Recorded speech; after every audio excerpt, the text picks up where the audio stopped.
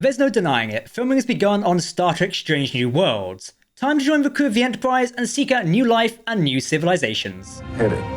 Hey everyone, my name's Captain Jack and welcome to Trek Central. Now, it's possibly the most anticipated of the current slate of new Trek shows, but we know very little about it. After a successful run in Star Trek Discovery Season 2, many were eager to see more of Anson Mount's Captain Pike, especially with the character's long history, going all the way back to the very first moments of Trek on camera. We also have a younger version of the iconic Mr. Spock, played by Ethan Peck, so we'll get to learn how the Vulcan grew to be the character from Kirk's era. And of course there's Pike's first officer, and we literally know very little about her. Captain? Welcome aboard Discovery, number 1. After many rumours, fan petitions, and frankly all of us begging, It's happening. the official series announcement finally happened on May 15th, 2020. A Pike's Enterprise show was indeed going to happen, much to the excitement of fans old and new. And its name? Strange. New. Worlds. It's time to round up everything we know so far, including filming news, and take a look back at the long road it took getting from there to here. Before we get started, don't forget to hit that subscribe button to never miss a video from myself and the team here at Trek Central. You can also follow us on social media, visit our website, or join our community Discord server. Anson Mount's entrance into the Star Trek world was announced all the way back in April 2018. Of course, we've been left with a tantalizing cliffhanger of the USS Enterprise showing up in the final moments of Discovery Season 1. So those who knew the timeline knew exactly who was in command: Captain Christopher Pike. Mount would join his Discovery castmates at the San Diego Comic-Con in 2018 for his first taste of the fandom, giving us a few hints about this iteration of the character and the filming of Discovery Season 2.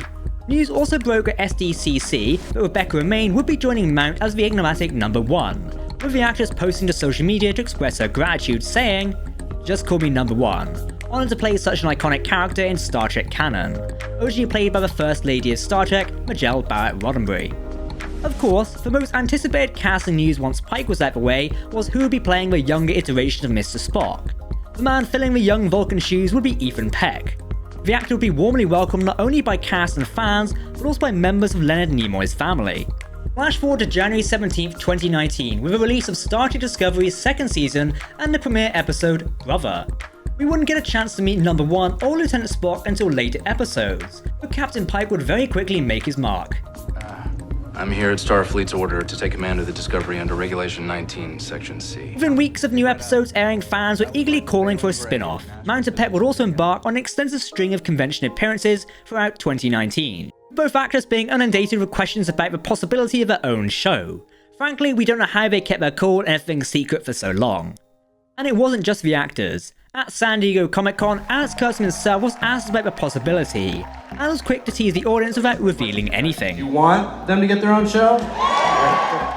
He did, however, announce the upcoming Star Trek short treks, which would feature 3 based on the Enterprise. According to Rod Roddenberry, who was interviewed on the Mission Log podcast last year, the series had already been secretly in development for over a year by the time it was announced, and he was an early supporter of the idea. Well played, guys, well played. The producer was also keen to know that the series would inspire audiences in the same way that Star Trek has done since the original series first aired in the 60s. It's now been nearly 8 months since that announcement, with little to no official news on the series' development. With the global pandemic radically impacting on how production as a whole operates, that was to be expected. But we did find out new things from a press release, including the series would be episodic in nature, with some character arcs to tie things together and allow for more growth. Plus, the show would have an overall more optimistic approach, focusing more on Trek's ethos of seeking out new life and new civilizations.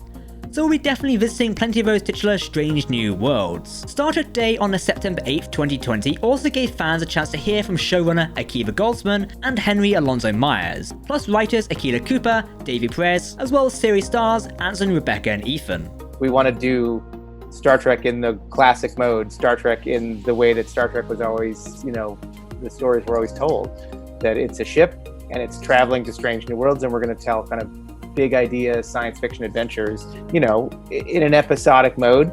One insight of particular interest was a discussion on backstories of the characters, especially one very mysterious first officer. I had a delightful meeting with the writer's room a couple months ago, and they floated an idea for number 1's backstory that I'm not going to share right now because it blew my mind when they said it. Speaking of writers, there's new talent coming on board with Bill Warcroft, Kipper in the Age of the Wonder Beast is what he's known for, Hugh DeMayo, who's known for The Witcher, and Deadline recently revealed that novelist Robin Weisserman would also be writing for the show. So bit by bit, we're following the breadcrumbs and the odd unofficial posts. Oops. Technically a spin-off from Discovery, Strange New Worlds will hopefully feature some of the new bridge officers introduced in the episodes Such Sweet Sorrow Parts 1 and 2, such as Smallwood's Lieutenant Amin, plus Amrit Kaur's young Cadet Sadu, introduced in the short trek Ask Nar, though again, there's nothing official on that as of yet. Of course, the major casting we've been waiting for is Dr. Boyce, Captain Pike's chief medical officer, plus friend, confidant, and occasional bartender. Regular Trek guest star Jeffrey Combs emerged as a fan favourite for the part, but was humble about the possibilities, responding to fan tweets he seemed to discount the idea, telling fans, "Thank you, nice thought, but the chasm between what fans want and what the studios want makes the chance of it happening slim to none," and Slim left town. We still don't know yet if the Doctor will even be part of the show or replaced with a new character.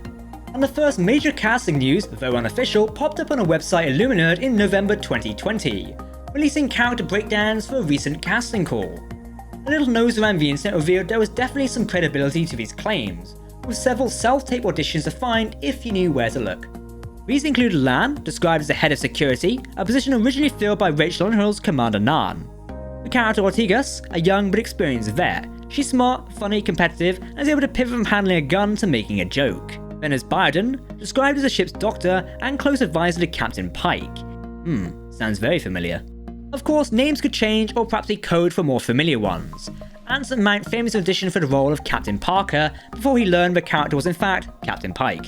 Another character that piqued our interest is Yuba, whose skill set as a linguistic genius does ring some bells. Given the timeline, especially if we're looking at a series set in Pike's second 5-year mission, then another young TOS character turning up is not beyond the realms of possibility.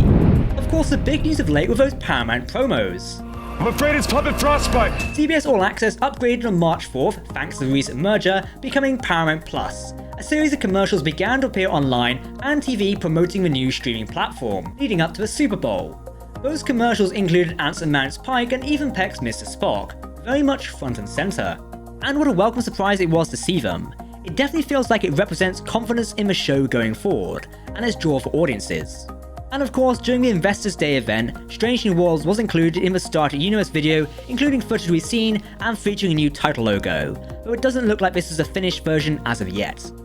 So what's the latest news? Well, the most important thing is that filming has started, with cameras rolling from February 22nd. And we're already starting to see plenty of evidence of activity that might give us a hint of what's to come, with various Toronto-based filming blogs catching sight of signs of L&I, or Lillian Isaac, the current production codename for Star Trek Strange New Worlds. They've been spotted out at York University in Toronto, with some photos of props that appear to show it's being used as a church. Of course, we learned in Star Trek Discovery Season 2's episode New Eden that Pike's father was not only a science teacher, but also taught comparative religion in his spare time. So could this be a sign of we meeting the Elder Pike, or seeing something tied to Captain Pike's past and family? Back last year, a site for a local area in Toronto, Push Lynch, revealed that production was originally scouting for a ranch-style house with stables. Those who are fans of the comic books, Early Voyages, which featured a Pike-era Enterprise adventures, will also remember one of the issues featured a trip back to Mojave.